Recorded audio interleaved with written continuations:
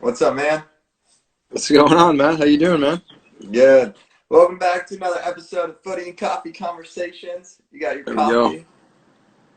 Got fresh French press. Just fired it up. Feeling Okay. What type of coffee? good. Slight plug here. We got the Bridge City Greenville Triumph blend. I think it's a little milk chocolate, some Oh, notes of orange. Just a lovely blend for the hometown team here. Had to fire it up on the old Instagram Live for us. I like it. I like that. That sounds good. Yeah, it's not Greenville. too bad at all. What are you drinking? You got some of Ah, that dark mud over there in Finland, or what? I just got that dark, Yeah, that real thick stuff. That stuff It's a good stuff. the stuff that has crazy caffeine and they drink it at, midnight like it's Yeah, decaf coffee, no problem. that got me going through a lot of matches over there myself. A lot of late nights as well, so I can't complain. I like the stash. Hey, we're in this together. I said it was early on. I said I'm not gonna lose the stash until we go back to training, and so here we are. We're I don't know what week it is, to be honest. Week 5, 6 of the no training, so we're holding it up. It's had to be trimmed a little bit, but I had to trim the beard, but I said I wasn't shaving until we went back to training either. there you go. Yeah. So it's a rule of solidarity. I think a few guys on the team have picked it up. I don't know if anyone else has, but I see Bushu Zach was Steinberger's tuned in, but I don't think he's got a mustache either. So Bushu maybe. has been growing his out. Has he? He said his problem is some people can't tell, but he's growing it out. Yeah, I think we got a few of those as well here, but it's all for the good of the times, I guess, right? I like it. All right, just get started. Give your little background, your name, where you're playing currently, what position you are. Yeah, for sure. Brandon Fricke, currently with Greenville Triumph, USL League One. Center back, winger on the weekdays, but mainly center back on the weekends. So, yeah, that's about it. Pretty run-of-the-mill stuff from Grimes, Iowa, Midwest boy, born and bred. But yeah, that's where we're at now. Yeah, so for those who don't know so much about Iowa soccer, what's kind of the soccer scene in Iowa? That's a good question. It's it's there, but it's not super prevalent, I guess you could say, or it's not thought of to be super prevalent. It's not a hotbed in the United States as far as soccer talent goes. We've produced some really good players over the years, but a lot of the issue is just getting them all into the same place. They're kind of spread out, and there's some great coaches as well, but can we get the coaches a little more together? But I grew up in the Des Moines area, which is one of the bigger cities in Iowa, so I was able to be around some good coaches, some good players growing up, and they kind of showed me the right path, I guess you could say, or put me on the right path and helped me kind of get started on my career when I was just a youngster. So yeah, I mean, like I said, it's probably not thought of as the most fertile soccer grounds in America, but we've produced a few pretty good players over the years, and hopefully more to come. And I hope personally I can be an example, along with some other guys that I know, try and set a good example and give guys, I don't know if want to call it hope, but show guys that if you stick to it, you can come out of Iowa and pursue your dreams and be a professional soccer player. So Yeah, 100%. I think you're doing a good job of that with your yeah, career. I appreciate that. So just start telling us just a little bit about your youth career, what clubs you grew up playing for, the process kind of how you decided on university. Yeah. So like I said, I grew up just outside of Des Moines, Iowa. Played for a local youth club down there. It's called Ankeny Soccer Club. A mid-sized club by any means, I guess. This was obviously before developmental academies in the United States, back in the ODP days, what have you. So I played some Iowa ODP as well. Captain of the Iowa ODP, I believe. Is that stat out there somewhere? I don't know. I think we rotated captains every weekend, but I don't know. That's a stat that I found. Yeah, let the stats live on, man. Stat quotes for sure. But Yeah, I played Iowa ODP. Maybe it'll be coming back now that DA is dying. I don't know what, ODP is going to do, but Iowa, we always had some pride being from Iowa. Everyone thought we were the little guys, so we took a lot of pride in playing at, region tournaments and stuff, trying to throw around our weight a little bit. But, yeah, I played for those two clubs and then kind of reached a point, honestly, where, myself and a couple other players on my club team, you know, we're good players, but we were trying to kind of reach the next level, I guess you could say. And we got, an opportunity to try out for what was at the time Kansas City Wizards, now Sporting KC, their youth affiliate club. Our coach had a connection to one of their coaches, put me and a couple other guys in touch, went down there for a tryout. So this would have been, I think, my end of my freshman years of high school, so 14, 15. Went well and ended up going down there. So I traveled with two other teammates at first from the Des Moines area. We trained usually twice a week, sometimes 3 times a week down in Kansas City, which was about a 3-hour drive for us. So that was a big sacrifice, for our parents, obviously, to commit to driving that long. We were only 15, 16 at the start, so we couldn't really drive ourselves. Started to towards the end, but I'm always thankful for our parents for that, because you think you work in a whole day and then you get off of work and you got to drive 3 hours, watch soccer practice for an hour and a half, 2 hours, and drive back. So that was really awesome from them, and really put us down the pathway to kind of taking the next step as players. Was the reason that you went there is that obviously you wanted a better club, but were you thinking college at that point? Was professional soccer even on the radar? Pro really wasn't on the radar.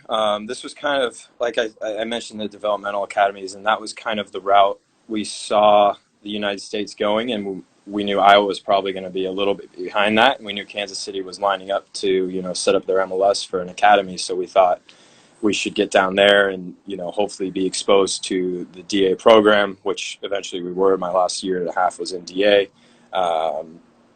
And it was more so for me just to get more exposure to higher level college players and coaches, and just, better talent, better ability to kind of push yourself day in, day out. For me, it was really college. It wasn't ever really a pro conversation. I had 1 or 2 of those conversations with my coach at the time, but it really wasn't a realistic thing for me. I wasn't honestly a good enough player, and I wanted to go to school. So that was kind of the route that I was looking at, and it paid off. That's where I ended up getting, more exposure as bigger tournaments, on a better team than we had in Iowa, and that's where I got connected to, the Butler coaches, as well as some other coaches, and kind of kick-started my recruitment process. And then I was actually kind of a late decision maker, I think, because I didn't commit to Butler until what would have been February of my senior year. Oh, wow. That is late. Which is pretty late. I had a few options, and none of them were, screaming out loud to me, and eventually went on my official visit to Butler and really enjoyed it. The campus, the team, everyone I interacted with was awesome, and the just overall experience was great, and they offered what I wanted from an academic standpoint. So I just thought, this all makes sense. I love the city, Indy, and I actually knew who ended up being my roommate all 4.5 years there was a goalkeeper from Iowa as well, Andy Holt. So he was already committed, and all the factors combined just kind of made sense, and that's when I committed to Butler and finished out my high school career, and then I moved out to Indianapolis to play for the Butler Bulldogs. So that's how we got there. Shout out to the Bulldogs. The Bulldogs is right, yeah. Fun little fact, actually, the first professional game I went to in the U.S. for soccer was a Wizards game down in Kansas. So. Was it when they were playing in the baseball stadium, or were they playing in the? Cause they played in the baseball stadium for a while. And I don't think it was the baseball. They bounced around, and then they did obviously a really successful rebrand, and I was there right before the rebrand, so all Wizards gear for me. It might have been the baseball field. I'm not sure. It was. I mean, we were real close to them and there wasn't, such a big crowd at that time either. So it was a fun little time though. Oh yeah, they're always great atmosphere. Those early MLS games, I can remember, like, I used to go to a couple Fire games, some Kansas City games.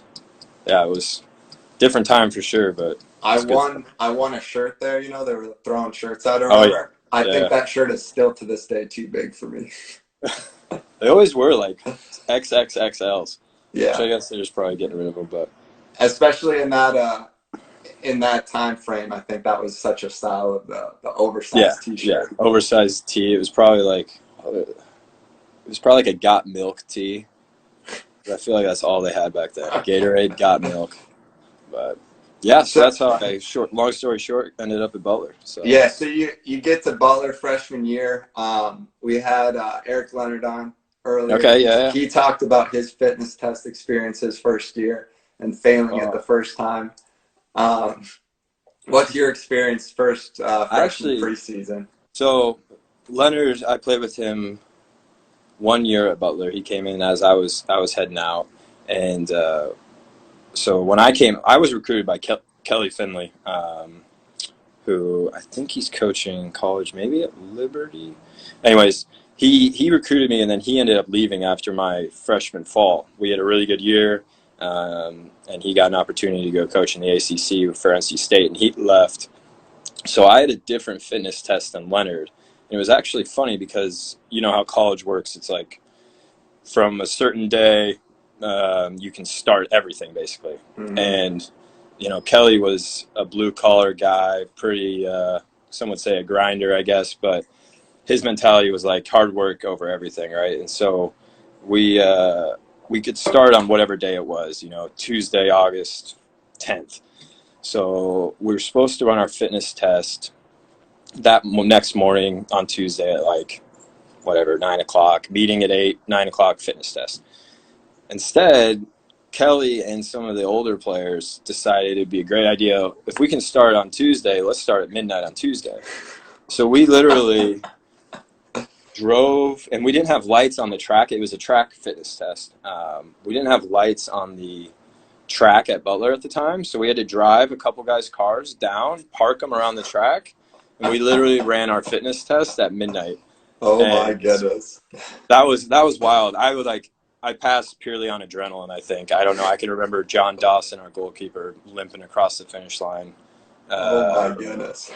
But yeah, we ran it at midnight, and it was like a wake-up call for me. My mom just moved me in. I'm a little scared 18-year-old, don't really know what I'm going to do with my life. And then next thing I know, coach is texting us, be at the track by midnight. We're going to run our fitness test. So probably helps because it built the adrenaline even more. So I was like, I'm not going to fail this. There's no way I can be a freshman and fail my fitness test. But got through it. Good story, good experience. It was fun because it was kind of something different. Not a lot of teams obviously run midnight fitness tests. So yeah, that's not a common thing. No, I'd like to think we maybe bonded a little bit over that, but no, it was cool. So yeah, that was my first college fitness test experience. So couldn't really, get much different from that. And then Snape came in and ran the fitness test that I'm sure Leonard spoke of, and I always did well on the track test. That one was all right for me. And then we had to do a shuttle test as well. But I don't know if I ever officially passed that test, but it was kind of a loose pass. It was like, as long as you're getting, a few of them, we'll let you slide. As long as you weren't getting one or two, then they were kind of hard on guys. But it was interesting. Fitness tests are always an interesting dynamic, I think. But I think it's so interesting what different coaches do exactly first day of preseason. Our coach always decided he was going to do I guess I call it a gauntlet day, because we would do 5 different training sessions in the first day. Just try and kill you. Just burn your quads and hamstrings for the rest of the preseason. Run you into the ground and see who shows up tomorrow, basically. Exactly. Yeah. So then what's going on at Butler for you? Are you getting a lot of playing time starting out? How does that happen? Yeah, so I guess coming into Butler, honestly, I didn't have low expectations, but my expectations were hopefully I can become a starter, in a year or two. And on top of that, just get a good education and like be able to play soccer. That was more or less kind of my mindset, right or wrong, going in. And first year, we had a really good team, and it was a pretty veteran team. I think we had 11 or 12 seniors, which is, pretty heavy loaded on that end. And then we had some good players. So the two players in my position at the time, ahead of me, were Connor Burt, who was a 4-year starter, captain, and then we had Matt Hedges, who's currently, maybe the captain at FC Dallas. Like so. Yeah, and he moved on, obviously, has had a really great career in the pros. And because he transferred out that year before his senior year and won a national championship with North Carolina. So those were the two guys in front of me. So obviously it wasn't the best outlook. But, I was just trying to kind of learn, like I said, and hopefully improve that first year. And I did a lot of that, I think, and it was tough at times. A lot of guys coming in from being the best player, like you, at any step you take the next level, it's going to be tough at first maybe, but there were definitely some hard times. I can still remember when, Coach Finley kind of said, like, I think we're going to redshirt you. And it was like, even though I kind of knew it was coming, you always hear that and you're like, oh man, like, actually happened. Like, it's not, not going to kind of come together this year like I had hoped it would. But at the end of the day, like, honestly, I was on a 5-year academic program anyways. And so the red shirt, in retrospect, was a blessing for me because it allowed me to kind of, have a really good learning year, basically, and then, kind of move forward and, have the time to develop as a player and not really rush anything, which, anytime you hear that news in the moment, it's kind of, a disappointment. But in the long run, looking back, like, I'm really glad it happened, and I had really good players in front of me that I learned from that year, so I can't complain. So that was my freshman fall, and our first game we lost that year was in the NCAA tournament, which is wild. Oh, wow. Yeah, like, we were really good, still back in the Horizon League days, so just grinding out wins at, like, UW Milwaukee and, like, Green Bay, all over Cleveland State, just all over the Midwest, just really good blue-collar team. Lost to Michigan State in almost it was like an 86-minute winner, 0-0, just a hard-fought game. Brutal. Yeah, it was tough. So I've always had a bit of an issue with Michigan State, even though I wasn't playing in that game. I don't know why, but so obviously we were a really good and successful team. So that was a great experience, just to kind of give me a winner's mindset, I guess, and show, kind of that side of it, how you can win and really grind and work hard. Because there were a lot of players that were on that team that maybe weren't the most talented, but some of the hardest working, honest people around, and they kind of showed me that value as well. And then, like I said, that success kind of was a springboard for Kelly and the staff. They ended up taking an opportunity at ACC with NC State, and then, we lost a lot of seniors, so it was kind of back to level one for us. And that's when Coach Snape came in and, was working. I think we had 12, 13 healthy guys that spring. So, like, our goalkeepers were playing on the field in some spring games. I remember my roommate, Andy, he hit the post once playing winger, and we were like, that is probably your only chance, like, you're ever going to have to score a goal in your collegiate career, and you just put it on the post. But brutal. Yeah, so we kind of had to start over, basically. New staff, not a lot of players. We lost, obviously, some recruits that went with Kelly, which is, kind of normal process, but just kind of starting there. And so whether I was ready or not, it was almost perfect, because then I was almost forced to play. Like, we just didn't have the players, and I got that much needed, you're going to play because you have to play. Like, there's no more sitting around. We need players to play. So you got to get thrust into the fire, right, and just start to learn on the go. So I think that first year, like, having those older guys in the fall and having the experience of having to sit and kind of learn, and then being thrust into the fire and being told, like, all right, now's your time. Like, you got to play and you got to learn and grow. That was a really just overall a good balance and a good experience for that first year.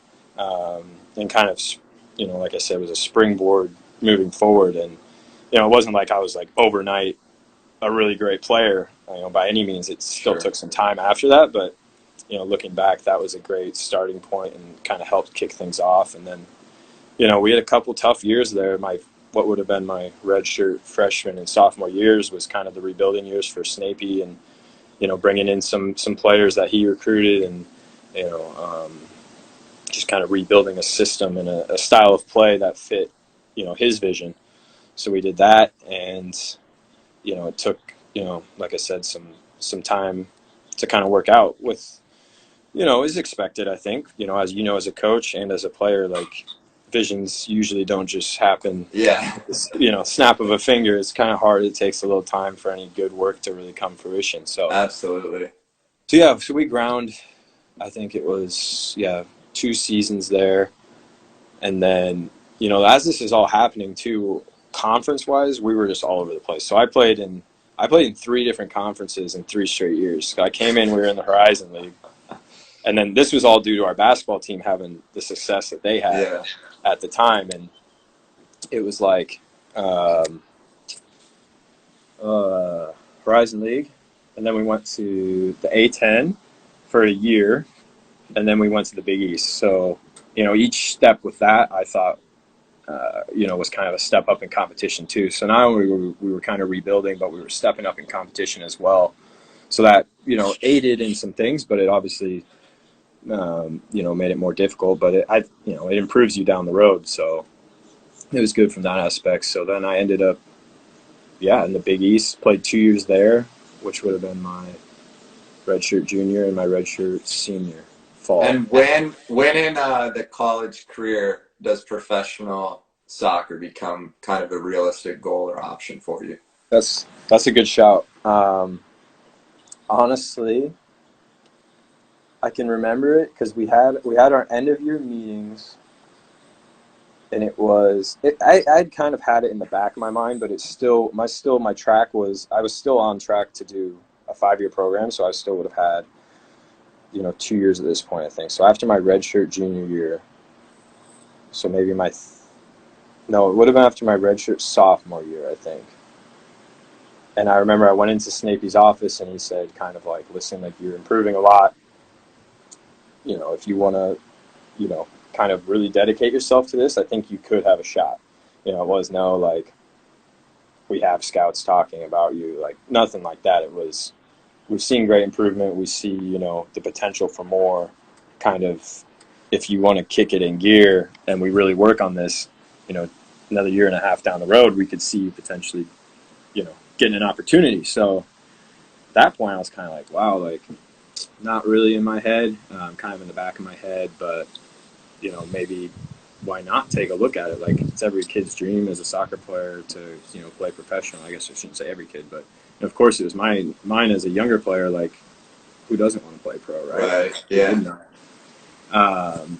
And so, I was like, yeah, let's do it. Let's really kind of push it. And I had to change up some stuff. I'm always thankful to, like, my academic advisor, because I was like, I'm not going to leave Butler without a degree.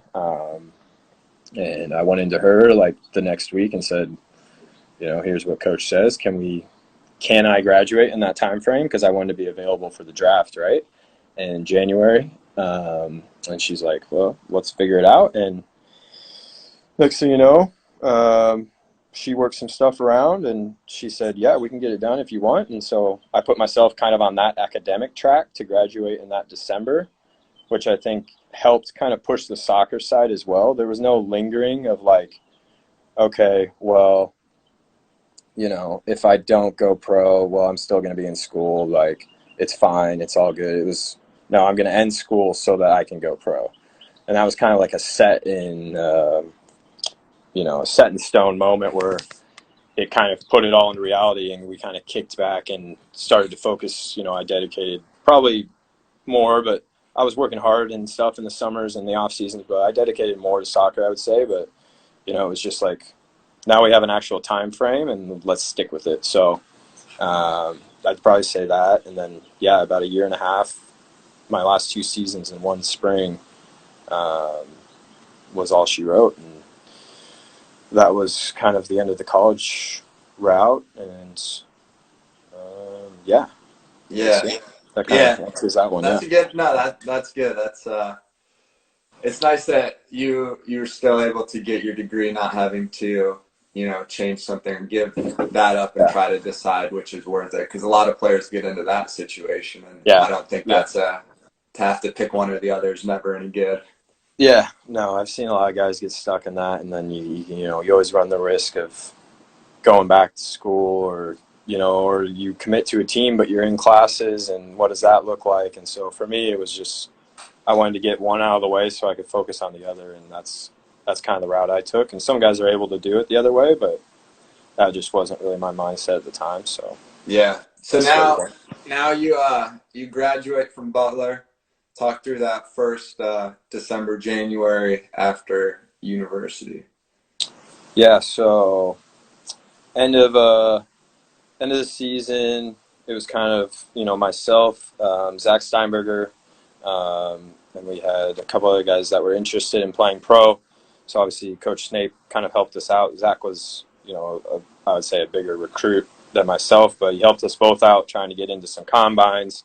A lot of guys that have been through this process are familiar, but it's like you try and get in front of as many eyes and as many teams as you can, right? So I went to a couple of like private team kind of individual team invites, and then it was mid-December. I'd gone to like 2 or 3. So I had a coach in the summer. So I always played in the summer for Des Moines Menace in the PDL. That's where I'm from, and always loved playing there back home. They play at West Des Moines High School? Yeah, Valley in West Des Moines. Yeah. Shout out. Yeah, the old West Des Moines. I don't know. They don't play there anymore, but that's a different story for another time. But anyways, yeah, always played there in the summer, and the coach at the time, my last summer, was Mike Jeffries, and he ended up getting the job at Charlotte Independence, which was a new team at that time in USL. So he kind of had brought me into their individual, team workout, whatever you want to call it, trial. For a weekend, I did them. I did 1 or 2 other places. So he was obviously interested because he knew who I was. And then I went to Columbus Crew, had a draft combine type thing, where they brought in a lot of players and had some coaches there. And I was actually felt like I was playing really well, started really well. And then I was playing left back for some reason, this is probably why I should never play left back. But I was playing left back, and I got forward and went to have a shot, and it was a weird one. It ended up in a tackle, and immediately it was one of those where both players kind of strike the ball at the same time, Yeah. And neither's really fully committed. And I took one step on my right foot, and I was like, this isn't good. I could feel it, and then I walked off. Turned out it was a pretty bad MCL sprain, grade 3. So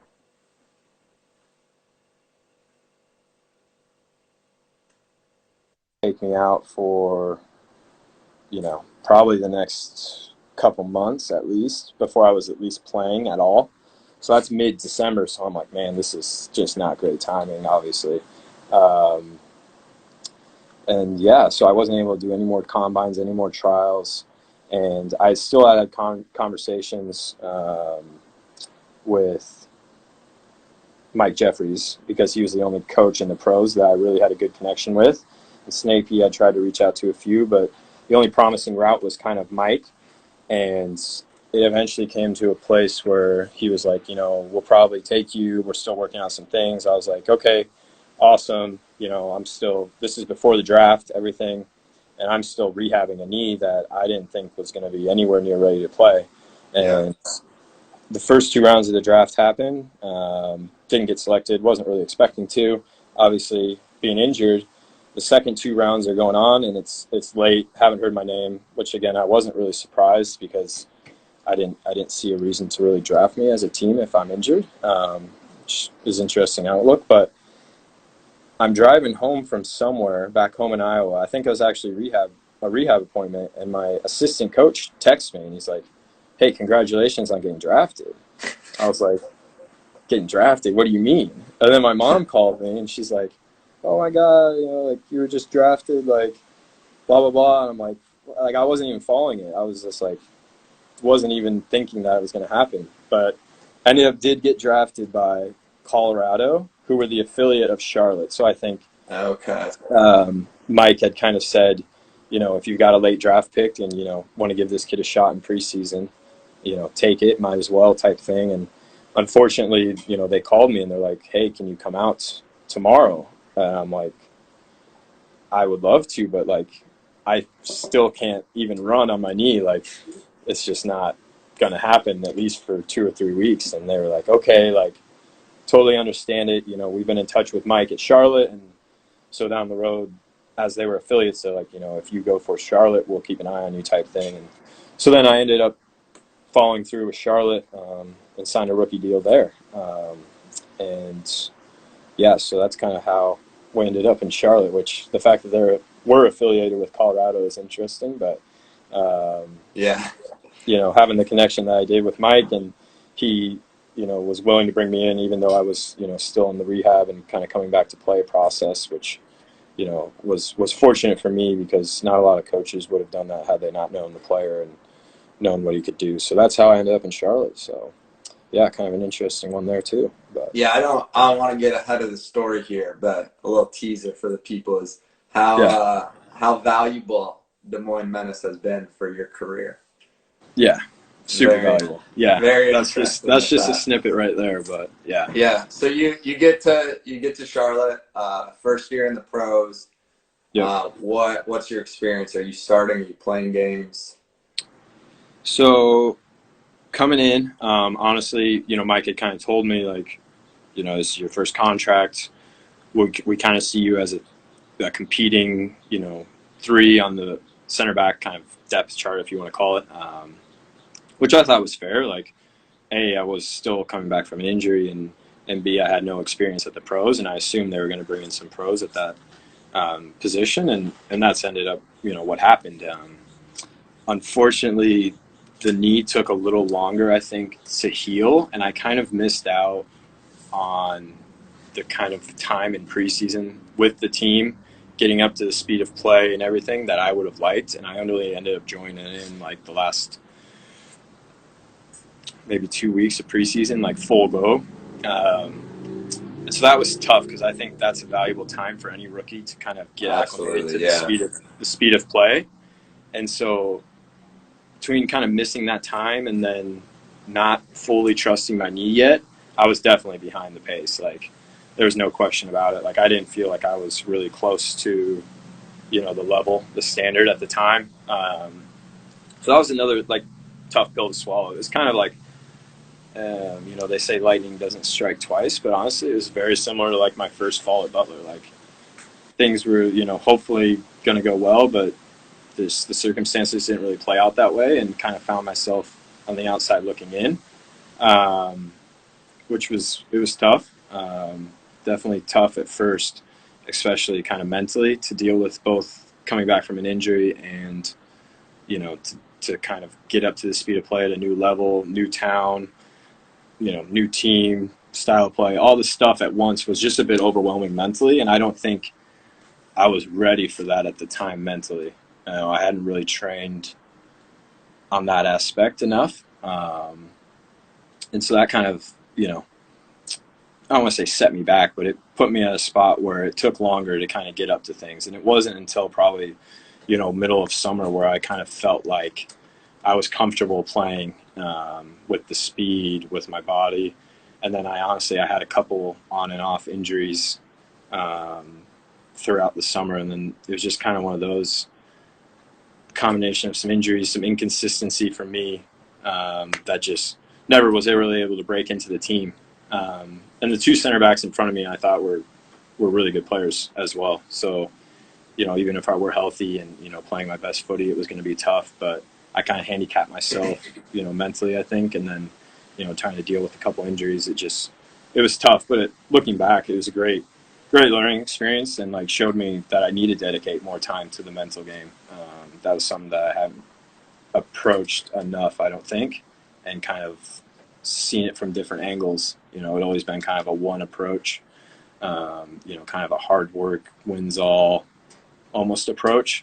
And, that year kind of definitely opened my eyes to like the necessity to look into different mental training or, different strategies on, how do you deal with setbacks? How do you deal with injuries? How do you stay consistent? Because as most college players that transition to pro, I think would say, like, in college, it's a sprint, right? It's 3 months of nonstop games. And once you go, you go. And it's almost like you don't have time to think or blink, and you can kind of get through it and then take a breath. And it's like, okay, you move on, you have your Christmas break, you move into the spring. But like anyone that's been in the pros also knows that's more of a marathon. Like what you do in March doesn't dictate always what you're going to do in August. So, the ability to kind of, how do you want to approach a full season like that, especially from the mental side, and train, your body right and have the right, fitness, both sides of it was crucial. And that first year really taught me both of those, I would say.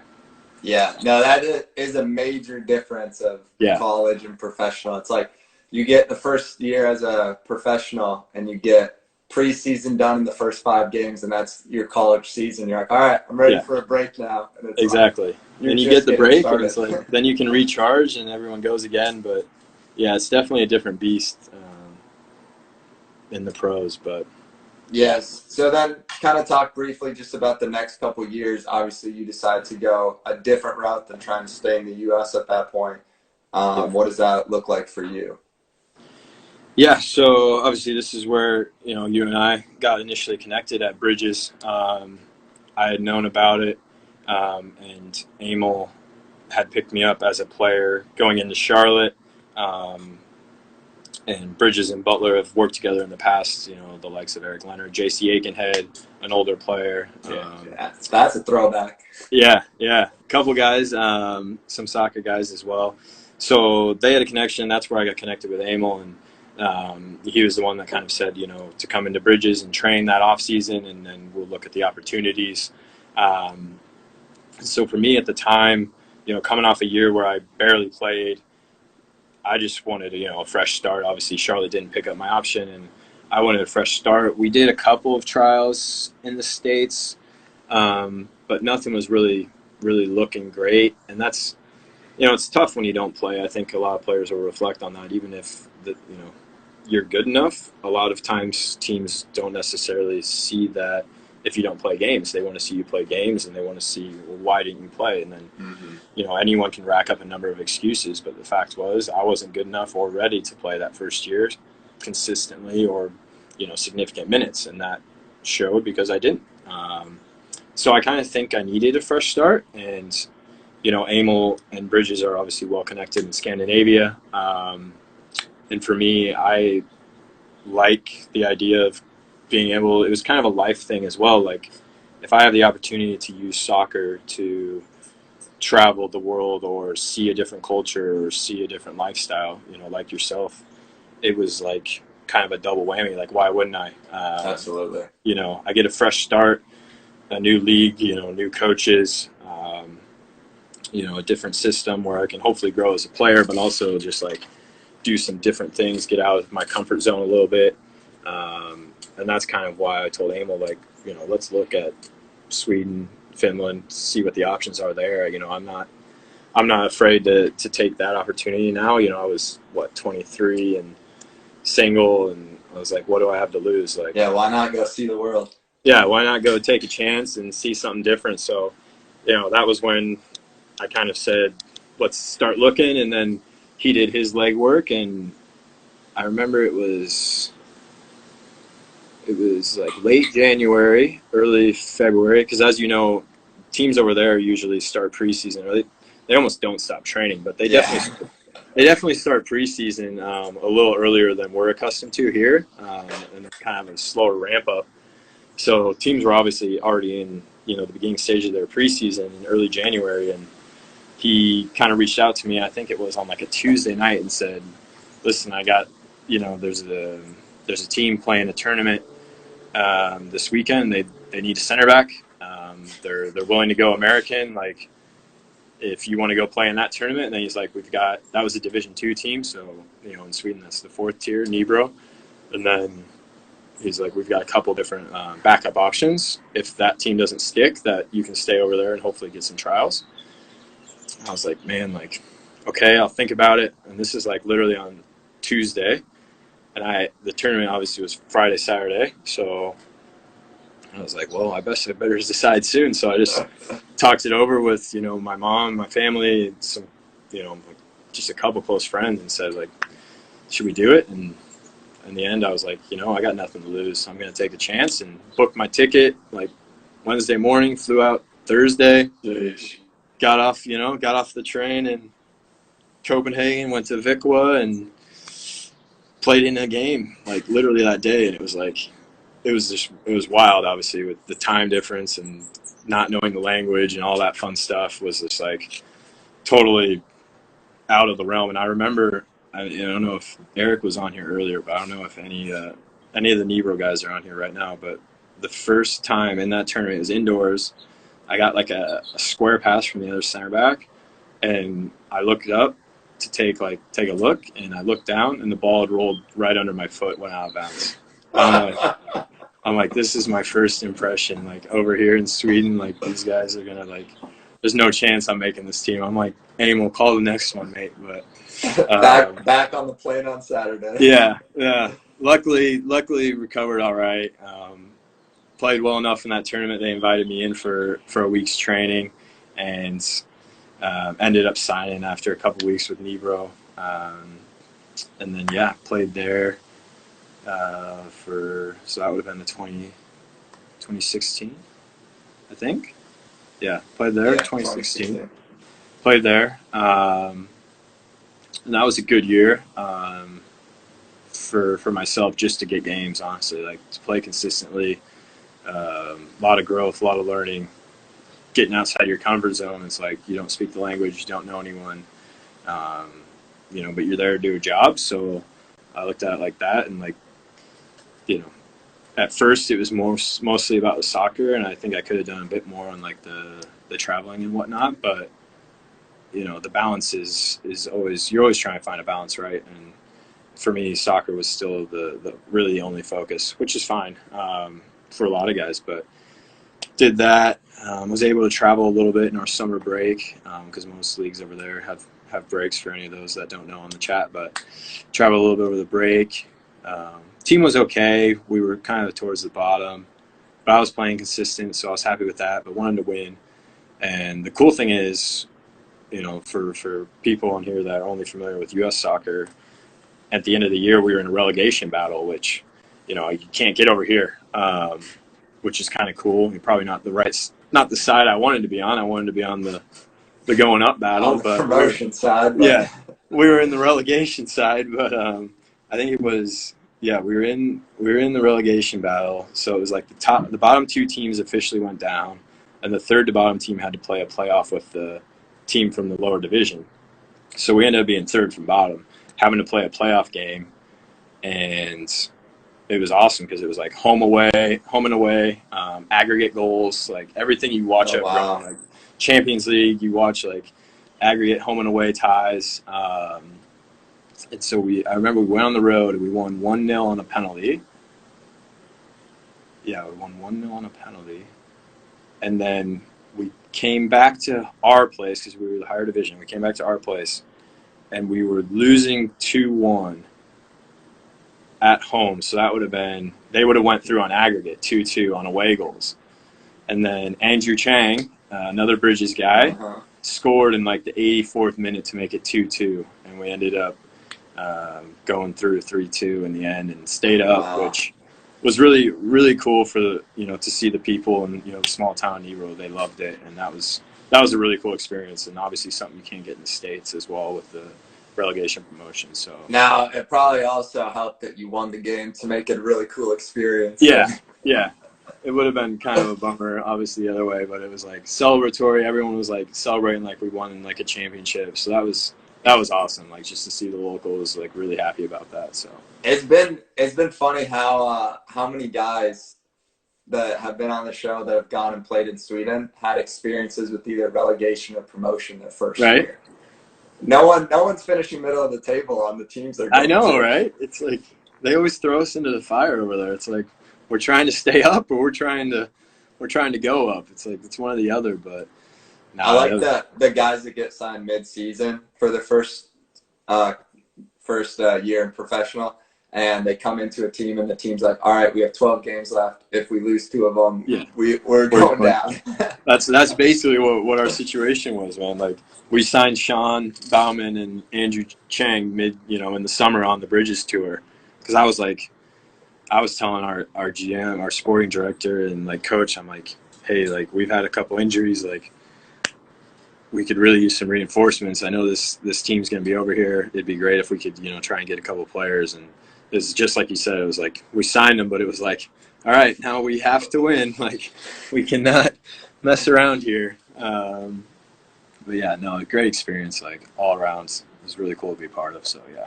Yeah. So you finished the first year. What are you thinking at that point? Back to the U.S. or you're enjoying your time in Europe? Kind of. I wasn't really set either way, to be honest. I wasn't keen to go back to Nybro at the time, just because I wanted to see what other opportunities there were to hopefully move up either there or come home. But I wasn't dead set on coming home, and I actually ended up having to have a surgery that off season on a sports hernia. And the recovery for that also, wasn't terrible, but it set me back a little bit. So I lined up a couple of preseason looks here in the States with teams. Nothing stuck, and I was kind of just getting back to full fitness. At least I felt like it, and that's when I was like, well, I could go back up to Nybro, but I wasn't like still 100% fit, and I wanted to hopefully be in the States more so. So I said, I want to get to the summer window in the States and see if some teams have some injuries or, a spot opens up, maybe I can jump in. And that's when I got, reconnected with the Menace. John Pasquarello was coming in, and he knew me from Kansas City because he was a goalkeeper coach there when I was a youth player. So we had some ties there, and he's like, listen, come in here. You'll be, one of our veterans. If you do get a pro look at any moment, we'll let you go, of course. And, I was like, okay, I couldn't really argue with it because I know, the Menace have a great professional setup. And I knew John was a good coach, and, anytime you're on a successful team, it helps kind of magnify your, opportunities, I guess you could say. Especially as a center back, I feel like. Yeah. Because you're not getting so many stats. When you're not getting bashed 4 goals every game and, you're winning and, your team is defensively sound, that usually helps as a center back. So I was like, yeah, like I'll stay here through the summer. And then, I had talked to Nybro and a couple other teams in Europe that do sign, in Sweden specifically, that do sign in that kind of July window, as you know, and had some options come that time if something in the States didn't pop up, which is timing is actually great because the PDL is usually wrapping up about mid-July. And so I knew, like, okay, let's give it everything we got here in the States through middle of the summer. If we don't stick anywhere, hopefully we can jump overseas again. And that's ended up what happened. Signed with Nybro again, finished out the second season there. Unfortunately, we ended up getting relegated that year. So that was tough. We were close, almost stayed up. But yeah, I think we lost it. It was like on goal difference or something. It was tight, like at the end. Really? Yeah, it was really tight. Ended up going down, which was tough for the club. It felt some, obviously when they bring in players from abroad, you always feel, I think, maybe an extra little weight in those situations, just because, they're bringing you in to do a job, and the job didn't get done. So, kind of felt a little heavy with that one, but, it was a great experience again. I've made a lot of great friends in that area. Lived with a awesome family, the Olsons, who put us up, some of us from abroad, and, they're going to be lifelong friends as well as some other people. So can't knock any of that. And then being able to play is always great. So did that. So I kind of split that season half and half. And then the following year, I was kind of like, well, I've done over in Sweden twice now, and I wasn't getting looks to really move up. Right. And so I was kind of like, well, I'm going to go back in the States and, hopefully hopefully we get signed or do something, you know, in the States. I might move on. Honestly, that was kind of the point where I was at, was like, I'm going to go in the States and, you know, try and find a team. And if not, it'll be time to kind of see what's next in life. Ended up going over, had a couple of kind of loose invite trials. Nothing really stuck. And then was with Indy 11 in training in the spring. And they had a couple of injuries. And the coach at the time kind of said, you know, like, you can stay in as long, because we could use the numbers, you can stay in. We're not going to sign you at the time, but you're more than welcome to stay on training, stay fit for any other opportunities. So I kind of stayed there, which was good because I liked being in Indy. I had a great living situation with some friends there from college, and, you know, was doing some odd ends and jobs and, you know, looking for some other stuff at the time as well. So I was like, I'm going to stay fit. And then I ended up going back to Des Moines because the assistant from the year before became the GM and said, come back here. We're having a stacked team, because it was, for people that are familiar, it was the year that the NASL folded randomly, and that kind of messed with a lot of stuff in the U.S. soccer landscape as far as player movement and whatnot. So I ended up going back to the Menace with, I think we had as many, you know, ex-pros as you could, or over 23, I think is the rule. You can only have so many or whatever. Yeah. So we had as many as was allowed, and we had a really good year. We were regular season champs in the PDL, and then nothing came about during the summer, and I went back to Indy, resumed training with Indy 11, was kind of just doing my thing again, working some odd jobs, you know, kind of doing some stuff to keep my resume up to date, and was kind of ready to push on. And then in the fall, Nate Miller, so the USL League One launched, and Nate Miller, you know, called me, and, you know, I had a couple other coaches as well, but Nate had seen me. We played in the PDL semifinal. He was coaching the team from Michigan at the time, from Lansing, that actually turned into Lansing Ignite, and that's how that connection was formed. He saw me play there. He had known me from college and brought me into, you know, the first year of Lansing Ignite, which was now last year, and he was first year League One, and, you know, we've seen, obviously, I think, mostly success out of that. Some stories like the Ignite, not so much, but from an overall perspective, I think it was good for a lot of, you know, younger players, or a lot of players looking to get their footing. It was a great entry point for that. Absolutely. I don't know if you knew, but Nate was my assistant coach in college for 3 years. At Taylor, right? At Taylor, yeah. I didn't know if you guys overlapped, but... So he came in, his first year ever of coaching was my freshman year. So we kind of grew up the ranks together in a sense, you know. Figuring out things. Nate's a great. I think he's going to be, honestly, a really good coach. We had a good experience last year. I saw a lot of growth, you know, in him personally as a coach. Just learning the ins and outs. That was his first year coaching pros as well. Right, it's a big difference than college. It's a big difference, as you know as well. Like, it's just a different beast. Just the players, the structure, you know, finances, all the stuff that's different from, you know, a college setup. So, you know, there's growing pains with that, and there's opportunities to grow and learn. And I saw a lot of that for him, and I think we both have a lot of respect for each other, because we both, at first, there was, I don't want to say friction, but, you know, for the whole club, it was just tough to get going at first. And, you know, he named me captain, and I took a lot of responsibility from that. And, you know, the team not doing super well at first was tough on both of us, I think. And we both took a lot of that responsibility. And, you know, there were some tough moments there, some tough conversations, but at the end of the day, we both kind of persevered, and he stuck to his guns and adapted slightly as a coach, but taught us, you know, a great way to play. And eventually it started clicking, and, you know, it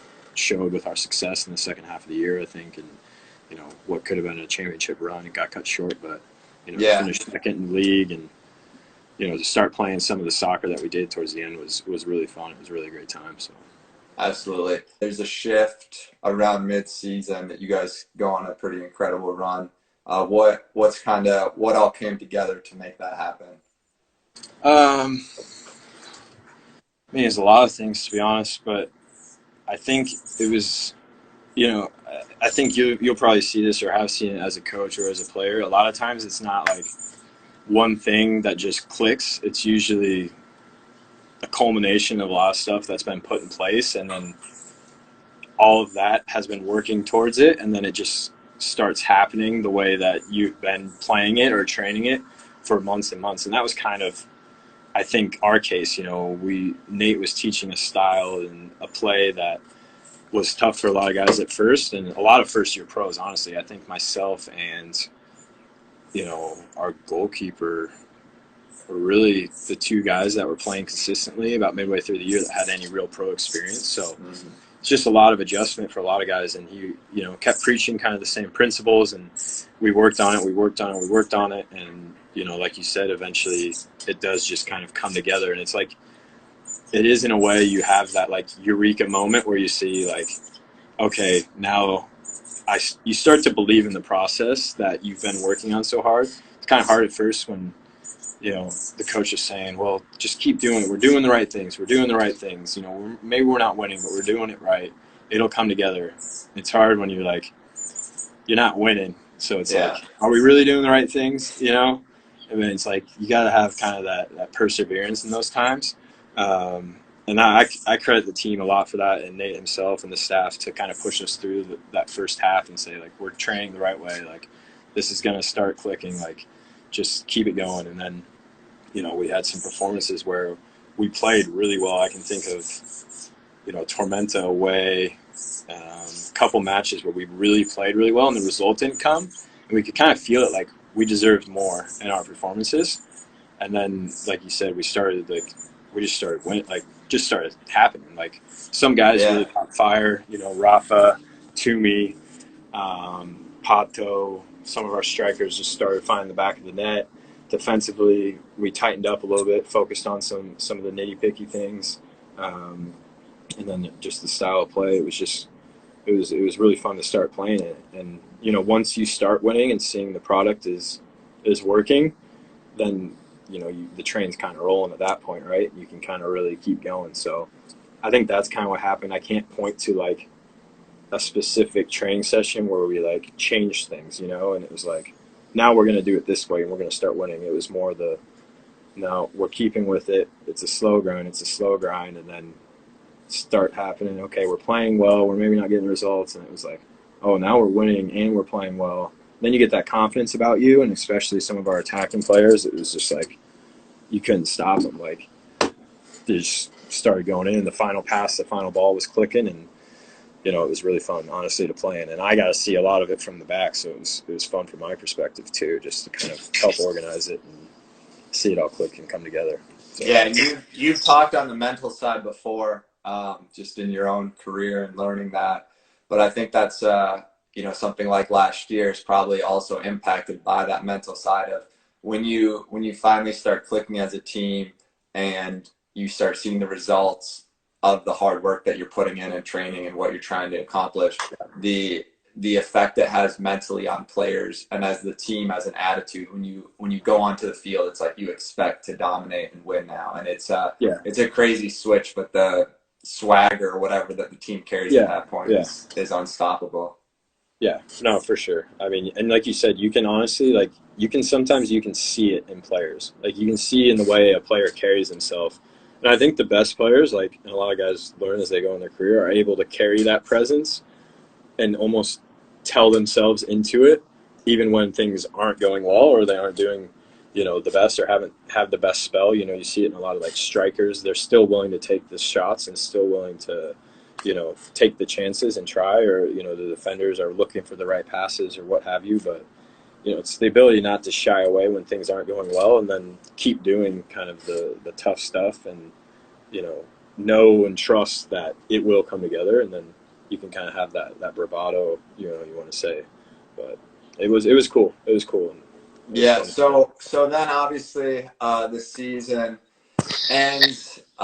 There's disappointment that you guys are in the locker room, and kind of a bombshell is dropped on all of you guys that the club is no longer going to be operating. What's kind of the experience with that? I think it's got to be difficult, and especially for a player that's kind of, you've been jumping around trying to find your footing essentially, and now you found it. You're a captain of a club that's having success, and then it gets pulled out from underneath you. Yeah, it was tough, honestly. Like we didn't know, and we didn't. I don't think anyone really saw it coming.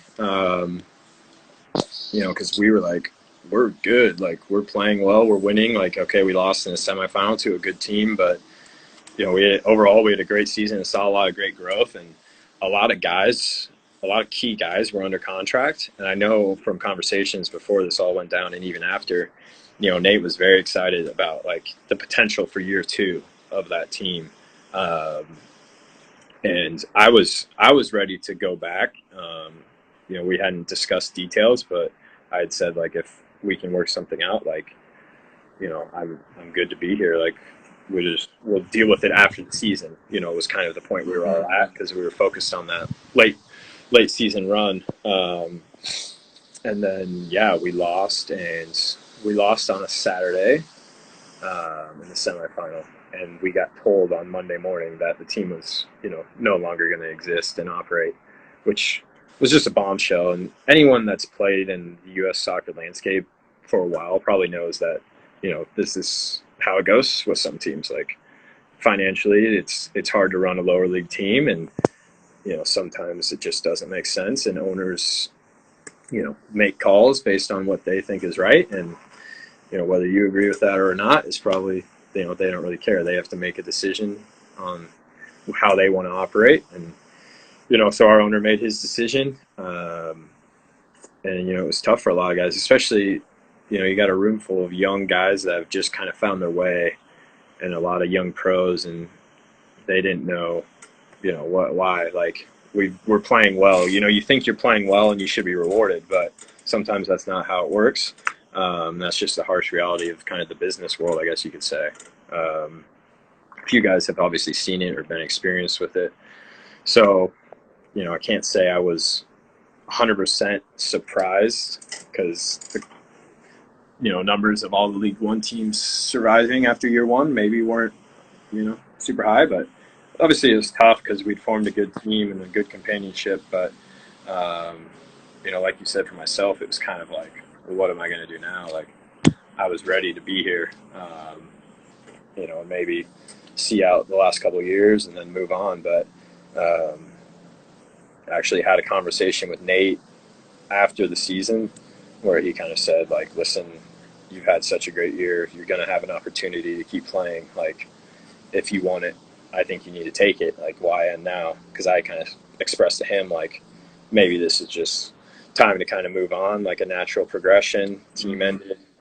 I can move on to whatever's next. And he kind of, said, like, you still have plenty of playing ability in you, and kind of drove me to keep my, mind open to opportunities. And luckily, John Harkes here was actually pretty quick to get out to me, and that made me believe, like, okay, there will be actual opportunities. Like, it's not going to be waiting until February again to hopefully sign somewhere. So, the fact that he reached out so soon definitely helped the transition process as well, and showed me that there are other coaches that, have some faith in me and would want me to play on their team. So, real quick before you go on with this part of it, just for people who maybe don't know or realize, they might think, the team gets folded, but other teams in that league will come calling for all the players on that team. I mean, they started in that league. Of course they'll get picked up, but what people maybe don't realize is A, they already have their own players, but B, especially in the U.S. with college soccer, every year you have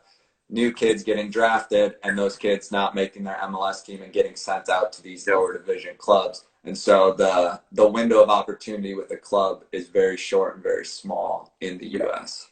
Yeah, 100%. You're spot on. And you can see that especially on like a lot of our younger guys' faces. Like they had some security, and a lot of them were looked over by the bigger clubs, and they were like happy to have found kind of a home. But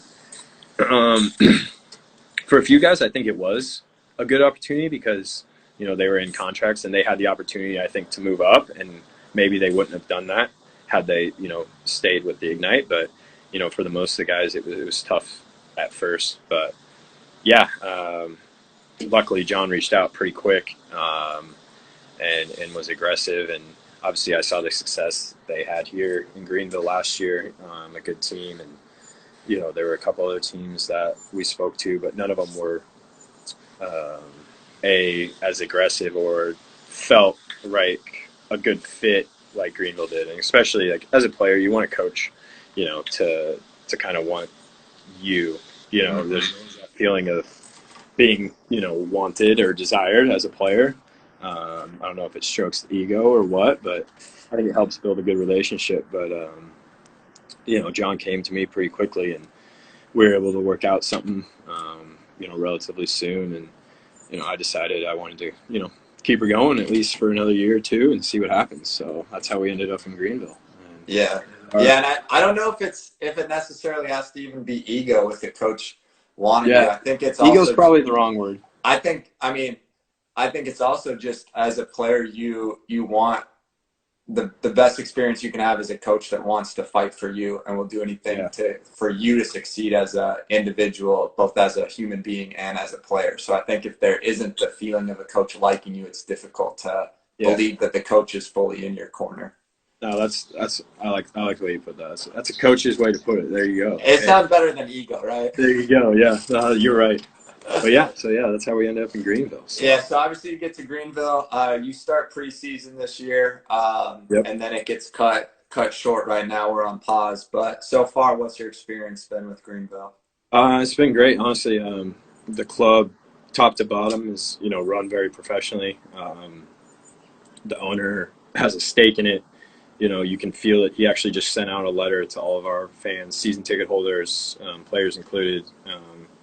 Which you don't always see, just kind of a letter of encouragement. But for an owner to be that invested in the team, we see him quite often, which is good. He doesn't muddle in the soccer stuff, but just he's around and shows his support and appreciation.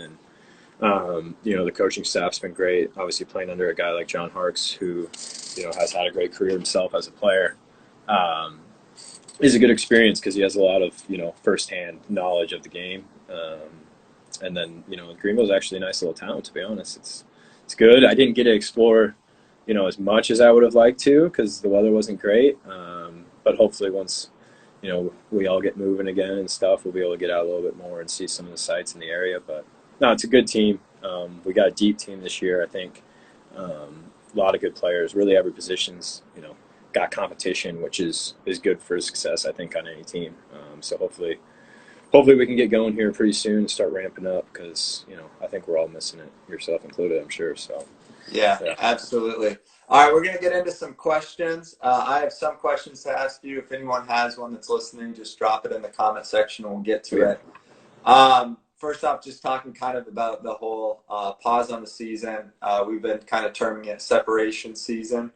This is the first time where players, it's fully on them to, if they're going to improve, separate themselves from other players. So what have you personally been doing in this time to kind of stay ready and stay sharp? Well, I guess first you'd say there's the physical aspect, right? Like, we're slightly limited with, the equipment, not having access to gyms, but, you can still do a lot. Our strength and conditioning coach here has put us on, I think a really good program. We have good weather down here, so we're able to run outside a lot, which is nice. I know some people don't have that luxury. I don't know how it is in Vasa right now. Is that where are you? Just south of Vasa. Okay, yeah. Just south of Vasa. It's not so nice weather. Maybe yeah. 37. So I'll take advantage of that for you because I think it's been about mid-70s and sunny most of the time here the last week or two. So I'll soak that up a little extra for you. But yes, I mean, just staying on top of the workouts. We do actually twice a week with the team on Zoom workouts, which is kind of nice just to try and stay, somewhat as a team. A lot of HIIT cardio on those, just some longer runs. And then myself and my roommate and a goalkeeper, which we've kind of termed our quarantine group. We get touches, a few times a week doing some technical stuff, just in a local patch of grass, basically, because a lot of the parks are still closed. And then, outside of that, just trying to get creative. We play some soccer, tennis, just juggling with the ball on my own, which is something I wouldn't do, honestly, like during the season. Like after a long day's training, I'm not going to go out into the open area here and juggle the ball for 30 minutes, but it's something I'll do now, and I think it's good just to get some extra touches and work on the technique in a way you don't usually. And then been watching some old film actually, which again, when you're wrapped up in a season as a player, I don't watch a ton of film except for kind of the last game and then preparation for the next game, maybe some on the opponent, but this is kind of, like you said, afforded the opportunity to kind of really look back, and I've looked through all of my like highlight tape or Instat stuff. I don't know if you know, but like they break down all your clips from last year, so I have access to that. So I've been able to kind of go back and just dissect kind of my tendencies as a player, where I can improve, like some stuff on that, seeing stuff on film and really taking the time to break it down, which, like I said, when you're in season, you kind of focus on, okay, what did I do last game? Where was I good? Where can I improve? You focus a little bit on the opponent, you move forward, and then it's kind of a cycle, right? But now this has kind of allowed me to get a bigger overall picture and consume more of a longer span of games and see kind of what are my overall tendencies. So that's been nice. I mean, obviously maybe there's some things that not so nice that I can work on, but overall it's been good because you see the bigger picture. And then, like I said, like on the mental game, just been honestly training that a lot as well, trying to actually pick up meditation a little bit. I see Joel Zimmerly might be involved here. I know he's a big meditation guy. He actually used to meditate, and I kind of introduced me to the idea. And it's kind of one of those things you kind of personally, like, I do it, but I don't do it, and this has kind of afforded me the opportunity to kind of get into that.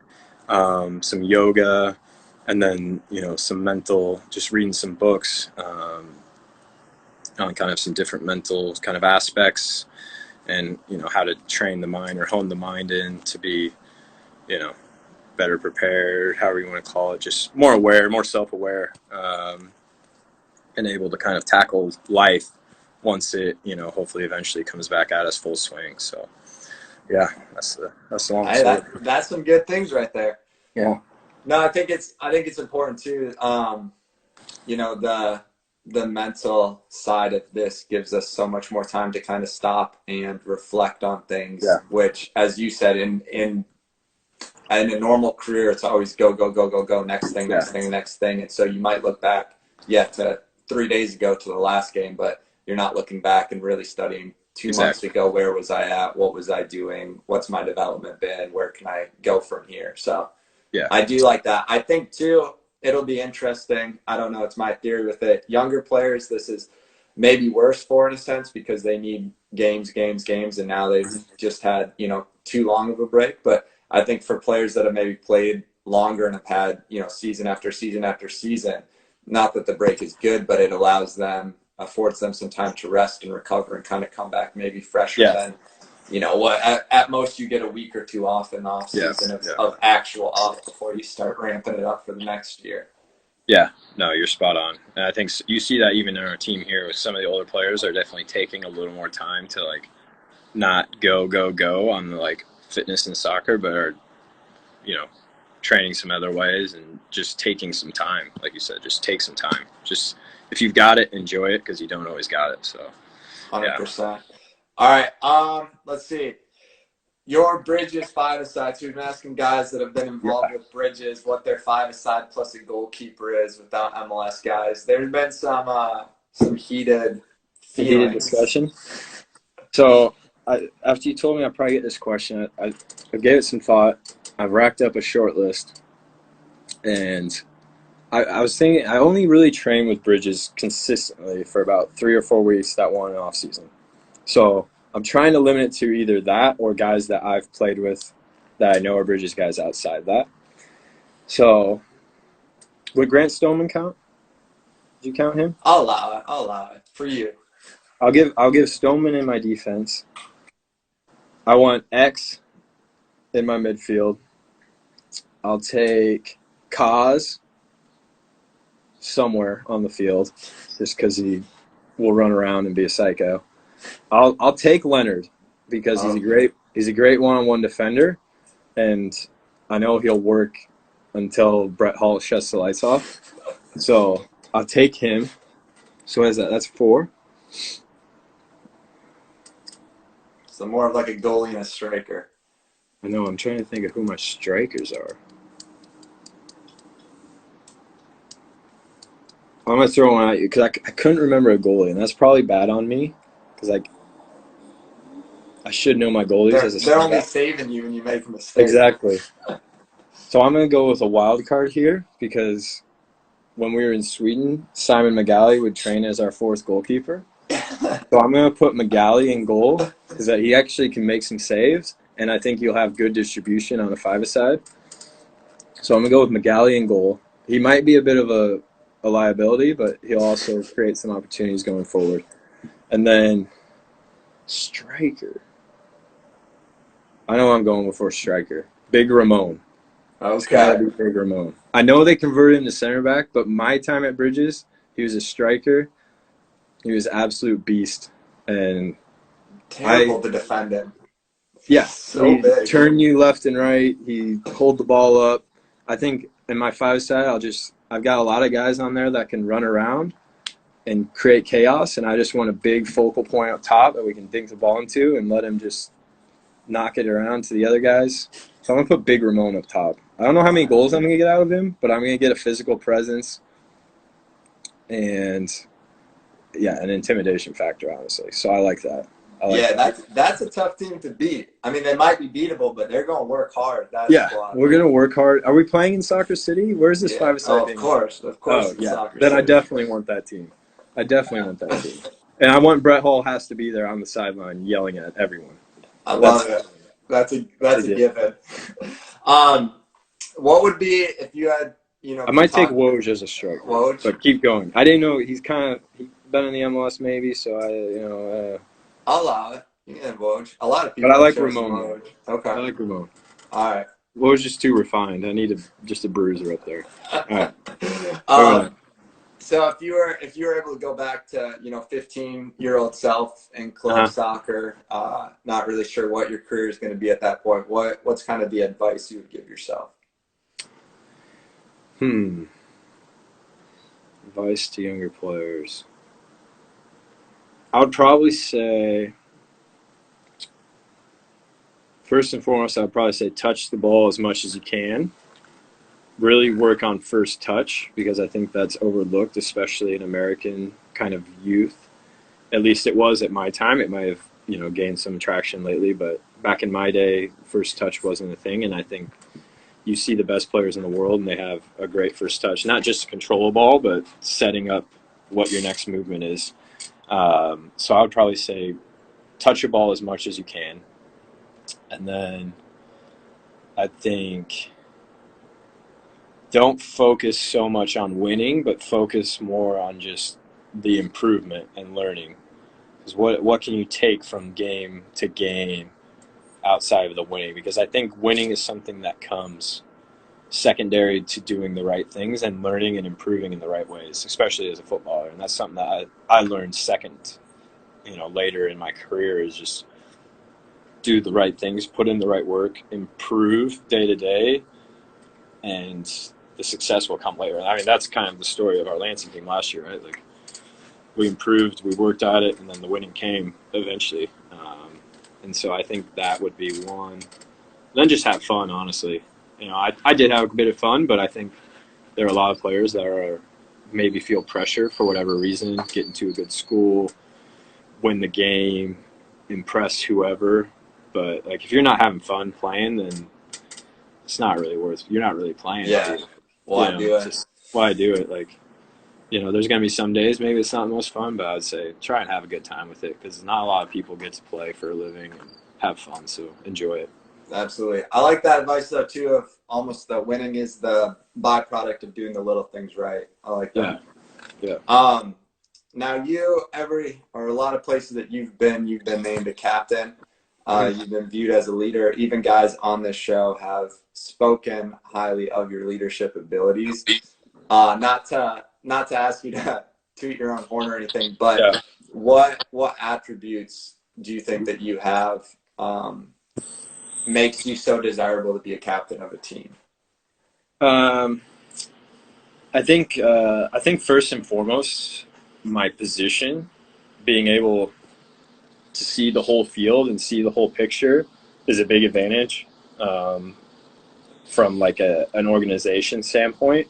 And, it's hard for some players on the field to be able to help organize and motivate their team when they can't see the whole field. Or, strikers, for instance, they can only see so much at a time. I can see the whole field. So I think that definitely aids, like, especially in game,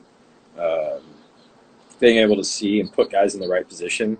That's something that, Snapey at Butler, I was pretty quiet, to be honest, like, as a younger player, like, going in, like, it was kind of like, I don't know if I didn't understand the game or, I was just focused on doing my job right or what have you. But I wasn't super, like, commanding and loud. And he was on me, like, early, like, you got to talk. Like, if you're going to be a leader and if you're going to be in this position, I need you constantly talking. And it almost, like, became a way for me to stay engaged myself. Like, keep me in the game is to talk to the people around me and, like, constantly help organize the team, put players in the right position to succeed. And I think that from an early on, the pressure, like, you need to talk, helped me to kind of get out of my shell. And it just became kind of secondary nature. And so now on the field, I don't shut up usually. Like, and it's just a habit. And I think I've learned also, like, how to tailor that conversation towards different players as I've gotten older and, gotten to be, a leader on different teams with different types of players, and just learning, there's certain guys you need to put your arm around and talk to them after training, and there's certain guys you can, rip into during training. Everyone responds differently, right? So being able to know your teammates and what they need to succeed, I think, is crucial. And that's why I try and, like, form a bond or a connection with each of my kind of teammates early on and just see who they are as a person, what helps them, succeed, and, what's their demeanor, what's their personality, because everyone's different and everyone needs to be approached differently. So yeah, I mean, those are some things. And then outside of that, I just try and lead by example and just work hard, like, set the right example for everyone around you, and people will kind of follow. Is my position on that. So yeah, 100%. I like it. I approve it. How obviously now you've had a lot of years of experience. Now you're no longer a fresh young whippersnapper of a rookie career. Not these knees, my friend. Not these knees. How do you continue to grow and stay motivated in the game after this long? Like you said, there's, like, I've learned so much more on, like, the mental side first and foremost, and that's still, like, that's a constant, like, life growth thing. The game has a lot of translations into life and vice versa, so it's kind of nice because a lot of stuff we learn on the pitch we can translate into life, and stuff we learn in life you can bring into the pitch. So I don't really see that as, like, me working just on my game, but it's a good life principle, just, like, improving some mental tactics and, like, how to manage people, how to manage your own, demeanor, to get the most out of yourself and those around you. So, like, that's a constant battle because there's always tweaks or there's always little things I think we can do as players and people to kind of, see the world a little differently or, get 1% more out of a certain area of ourselves. Then outside of that, like, done a lot of, like, more tactical learning and how to adjust the game tactically. For instance, like, in college, like, I could ping a 60-yard ball to a winger on a dime, and, like, the crowd might like it. I might feel good about the pass, like, it looks great, but, like, it didn't accomplish anything. Like, I maybe put the winger in a crap position against a really good left back and the center back's covering him, and it's like the pass looked great, but it didn't really accomplish anything. So, like, being able to see the game from a level above, just being in it is something that, I'm trying to work towards. And Nate showed me a lot of that last year, honestly, like, teaching me to see different angles, how can we create overloads, either with superior, you can call it qualitative superiority, like better players, or quantitative, like get more players than they have. So just some different tactical things. And, that's a really easy one to do, honestly. Like for any player, just go watch the best players in the world and see what is it that they do and how can you translate that in your game. So yeah, so stuff like that. I like it. Good answers. I appreciate you taking the time to discuss and share your career. It's been you've gone all over the world with it. It hasn't just been a straight up trajectory, but you kept grinding, kept going, and have had a lot of success now with it. Excited to see, hopefully you're back soon with Greenville training. Excited to watch some games. Hopefully you dominating, getting stuck in on some boys. Right. Throw a few early tackles in, get rid of the separation period. Just been out here tackling. All that stuff I was saying was, I just been out here on the grass, just tackling the ball. Just slide tackling. Just getting ready for when I meet Eric Leonard. I don't think he's still on here, but just let him know. I like it. Now, I've been pushing for every team, the first day back in team training, to film their team rondo, because I think it's gonna be so bad the first day back. That's funny. That's a good idea, to be honest. I think we can get involved in that, because we usually film our training, so that they don't always come out until we're doing the grunt work of the main part of the session or whatever. So I'll try and get John on that and be like, let's film the rondo and have a look at it, and then we can do it again in 3 weeks once we've gotten the rust out. That's what I want to see, because I think it's going to be dramatic inside of like 2 weeks from the first day back to how quickly it comes back to everyone. That's a good shot, man. Yeah, that's a good shot for sure. All right, man. I appreciate you having me on. This was awesome. Thanks, I appreciate it. Have a good night. Yeah, man. Have a good one. We'll talk to you later. All right. Bye. See you.